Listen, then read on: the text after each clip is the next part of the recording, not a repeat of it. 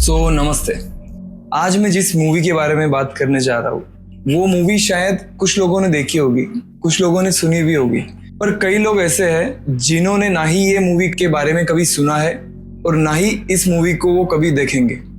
फिर भी मैं आज इस मूवी के बारे में बात करना चाहता हूँ क्योंकि ये मूवी हमारे उस सवाल का जवाब दे जाती है जिसे हर इंसान कहीं ना कहीं सबकॉन्शियसली ढूंढता है, और वो सवाल है What is the meaning of life? What is happiness? What is love? इस मूवी को देखते हुए जब आखिर में वो विजडम मिलता है कि What is happiness? That hit me hard. So इस मूवी का नाम है Into the Wild by an American filmmaker Sean Paul, और ये मूवी सेट है 1990 में and it is based on the real life of Christopher McCandless. I think मैंने right pronunciation किया होगा। सो क्रिस्टोफर मैकेंडल्स एक 22 year young and intelligent graduate जो अपनी 24,000 की सेविंग्स एक चैरिटी में डोनेट करके एक वाइल्ड लाइफ जीने चले जाता है, दैट इज एक नोमैडिक लाइफ जीने चला जाता है।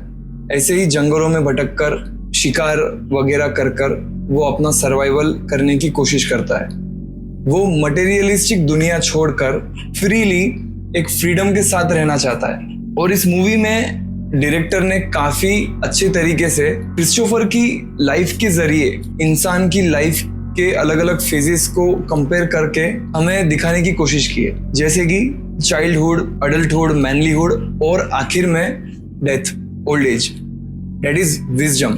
और इस सफर में क्रिस्टोफर को, जिसने अपना मूवी में नाम चेंज कर एलेक्स रख लिया था, एलेक्स को इस जर्नी के दौरान कई लोग मिलते हैं, कई अलग अलग टाइप के, कई अलग अलग ढंग से रहने वाले लोग मिलते हैं। वो सभी के साथ फिट होकर आगे बढ़ने की कोशिश करता है। एलेक्स का सपना होता है कि उसे अलास्का में जाके सरवाइव करना है। अलास्का में जाकर अकेले सरवाइव कर पाना is not an easy task. Alex की तैयारी चलती रहती है, और इस 2 साल के सफर में जब फाइनली एलेक्स अलास्का जाता है, अलास्का रहता है, और अलास्का में वो अकेले रहते हुए किस तरह से खुद का एंटरटेनमेंट करता है, किस तरह से खुद का मनोरंजन करता है और दिन काटता है, ये हम इस मूवी के दौरान देखते हैं। सो आखिर में चलकर जब एलेक्स का 2 साल का सफर पूरा होता है, अलास्का में वो सरवाइव कर लेता है और वो निकलने की जब तैयारी करता है, तब उसे रियलिटी हिट होती है कि अलास्का में जहाँ वो ठहरा है वहाँ एक रिवर है जिसे वो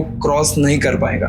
अब एलेक्स लाचार होता है और हेल्प के लिए यहाँ वहाँ पुकार लगाता है, पर कोई उसे हेल्प करने नहीं आता क्योंकि वहाँ उसके अलावा और कोई भी नहीं है। और फाइनली जब अलास्का में एलेक्स अपना पेट भरने के लिए कुछ ढूंढ रहा होता है, तो उसे पता चलता है कि वो हंट कर ही नहीं सकता क्योंकि बारिश का टाइम है और सारे जानवर छुप कर बैठे हैं। सो इस हंगर की वजह से एलेक्स कुछ पेड़ के फल वगैरह या फिर जो छोटी छोटी बेरीज और जंगली पेड़ होते हैं उन पर लगे फल के जरिए अपना पेट भरने की कोशिश करता है, पर एलेक्स यही सबसे बड़ी गलती कर बैठता है और एलेक्स रियलाइज करता है कि वो अब मरने वाला है।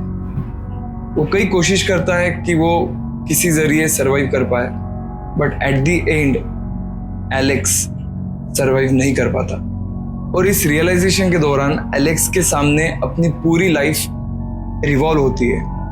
वो सारे मोमेंट्स जो उसने जिए, उसे वो हर इंसान याद आता है जिसके साथ में उसने कहीं ना कहीं कुछ मेमोरीज बनाई हो। वो सारे खुशी के पल, वो सारी जगह जहां वो घूमने कभी किसी के साथ गया हो, और वो कारण जिसके वजह से एलेक्स यहाँ पर आया था। और आखिर में मरने से पहले वो कुछ ऐसा लिखता है जो मूवी के दौरान हम ये रियलाइज करते हैं कि एलेक्स की मेंटल हेल्थ कुछ ठीक नहीं थी।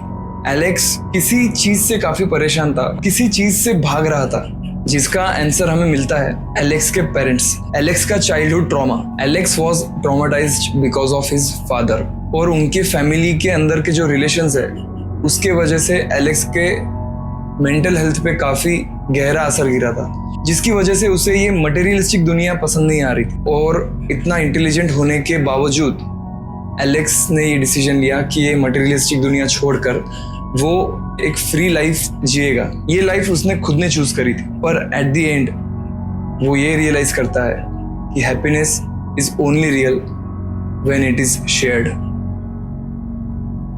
भाई साहब।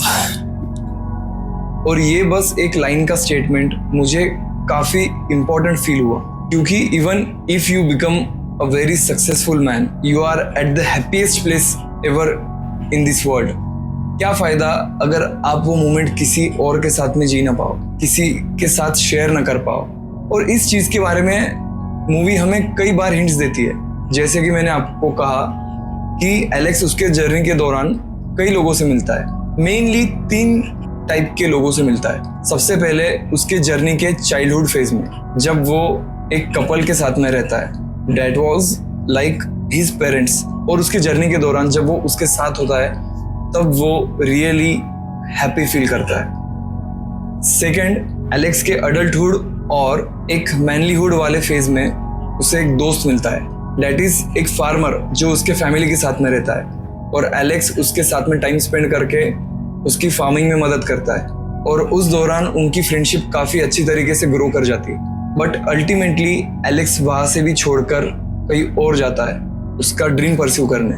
थर्ड एंड लास्ट, एक 85 year old retired army man जो अकेला रहता है बिल्कुल, और उससे मिलता है एलेक्स जो खुद भी अकेले ही ट्रैवल कर रहा था। और ये दोनों जब साथ में आते हैं और साथ में मेमोरीज क्रिएट करते हैं, साथ में अपने एक्सपीरियंसेस शेयर करते हैं, they became family and they were really happy at that time।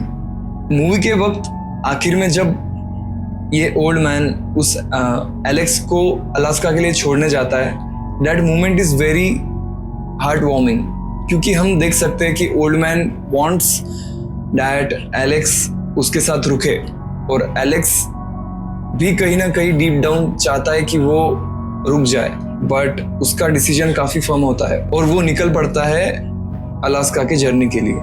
और ये सारे मोमेंट्स हमें दिखाते हैं कि एलेक्स पूरे जर्नी के दौरान सबसे ज्यादा खुश तब था जब वो उसकी जर्नी किसी के साथ शेयर कर पा रहा था।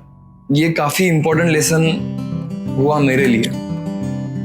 तो अगर आपने अब तक ये मूवी नहीं देखी है, सो प्लीज जाके देखिए, it is a great movie. और अगर आप एलेक्स इस रियल इंसान के बारे में और भी जानना चाहते हैं, so there is a dedicated website for Alex, जहाँ पर उसके पूरे रियल फोटोज, उसकी जर्नी, उसकी जर्नल्स, वो जो बुक्स रीड करता था, वो सारी इंफॉर्मेशन है एलेक्स के लाइफ के बारे में जो कुछ भी अवेलेबल है। और अगर आप मूवी देखो तो मूवी देखने के बाद आपको कैसा फील हुआ कमेंट्स में आकर ज़रूर बताना।